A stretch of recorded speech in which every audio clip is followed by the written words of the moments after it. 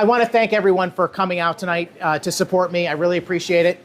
I'm not exactly at my most coherent. I haven't got a lot of sleep over the past couple days with the snowstorm and everything else. And I had the fiance coming in from England, and she had some troubles with her travels. So I was up late on the phone with her trying to get her home and everything.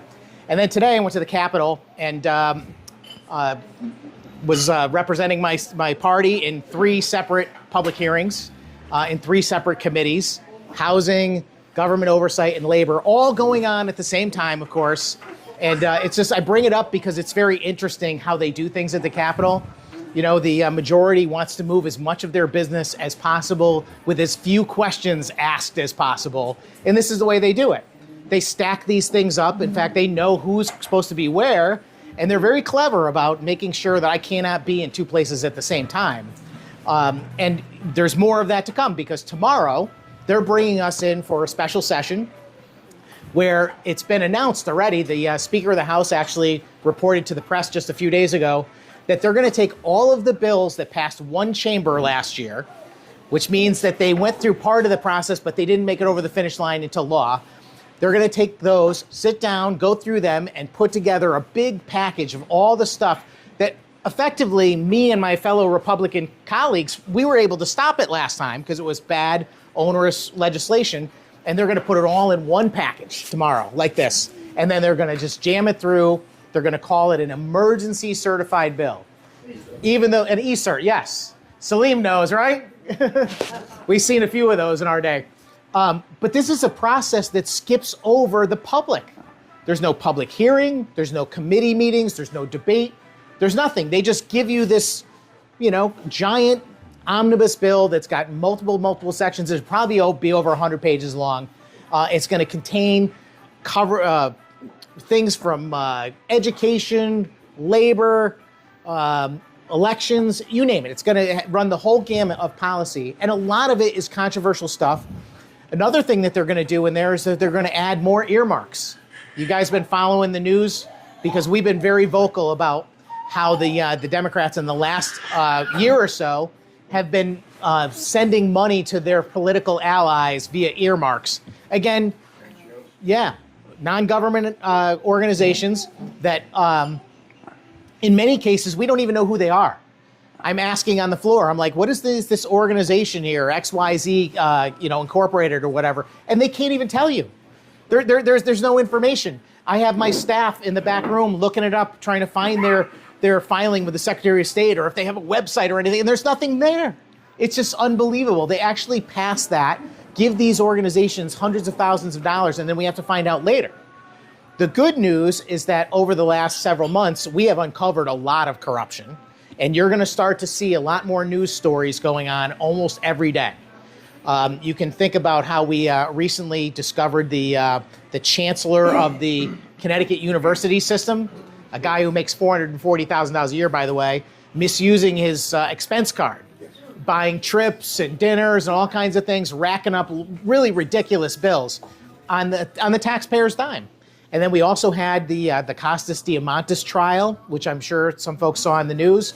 This is a situation where you got a guy who was Lamont's guy who did all of the negotiating on all the school construction, and he got caught taking bribes, right? And thankfully we caught him, and he actually got sentenced and charged with real crimes. But there's a lot more going on. And right now there's a big investigation that involves one of my Democratic colleagues in the Senate who allegedly, and again I say allegedly because we got to say innocent until proven guilty, but he's directed $15 million to an organization that somehow can't come up with where the money went. And that's all being investigated right now. So you're going to start to see a lot more of these things. I really do believe that this election season is going to be about 2 things. It's going to be about affordability, and it's going to be about corruption. Those are the 2 things that I think that are going to be on everyone's mind and on everyone's lips come November. And what's so funny, who had the Jan Hockadell piece? Was that you? Rob, you had that. I want to just show this to everybody. Oh, yeah. This is a mail piece from Senator Jan Hockadell, who's the Democratic senator who represents the other half of Cheshire that I don't. She also has Meriden and Wallingford, I believe. But what's so funny is that you see at the top of her mail piece, oh, it's on both sides, focused on affordability.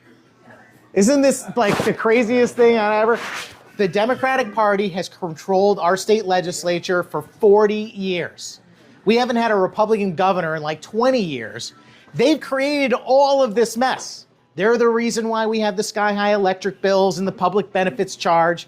They're the reason why we have all these extra taxes. We have an extra 1% on prepared foods. We gave up most of our property tax credit on the income tax. I mean, you could just go through the laundry list of things they have done, not to mention all of the regulations and new taxes, paid sick leave, you name it, just piles on and on and on, all the costs that we're faced with all the time. And somehow, they're the ones that are going to come out and fix our affordability problem. We are going to have to work very hard and be very vigilant this year to make sure that people understand that they created the problem. They should not be allowed to fix it. And not that they would, that's kind of the point. But I'm going to be working very hard with my Senate Republican colleagues over the next several months to stop as many bad policies as we possibly can. And we're going to make a strong case that the Democrats have had their due. They've had their time in the sun. It's time for Republicans to be in charge. We have great candidates running for governor. I'm sure that you've met a lot of them. Whoever that is going to be a giant improvement over Ned Lamont. I think this is our best chance to elect a Republican governor as long as I can remember. I think running for the third time as a candidate for governor, I think Ned may have overstayed his welcome. And plus, all of these corruption issues are going to come home to roost. Are you trying to ask me something? Well, who do you want for governor? Well, I don't think that's important right here. I'm sure we have supporters of the various candidates for governor. I'm just curious if you had a... I support Ryan Fazio. He's a dear friend of mine, and I love the guy, and I think he'd make a great governor. Thank you.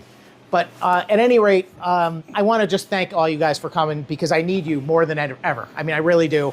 I'm going to have a very tough election this year. My opponent is Jack Perry, at least for the time being. You never know how these things shake out. But Jack Perry's announced that he's running. You may recognize the name because he ran against me in 2020. It was a very difficult election. He ran a very dishonest campaign.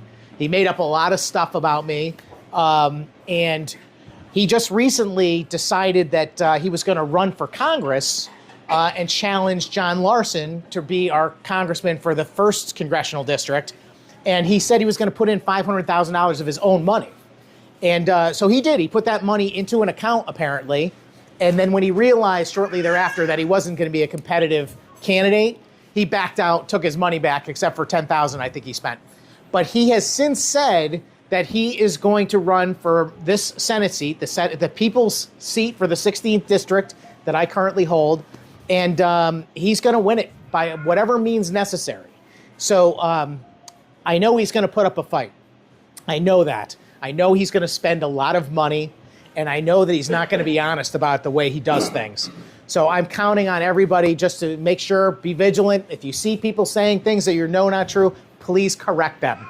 And I know you will. I don't know what else to say other than thank you very much. I'm very appreciative to have this show of support. We're almost done with our fundraising. You guys tonight are going to get us very close to our goals. And I couldn't be happier because that takes us to the next step where we can start planning our assault for the campaign. I will take a couple of questions if there are any. I know I speak for everybody here. Oh. We love you, Rob. We love you, Rob. Can you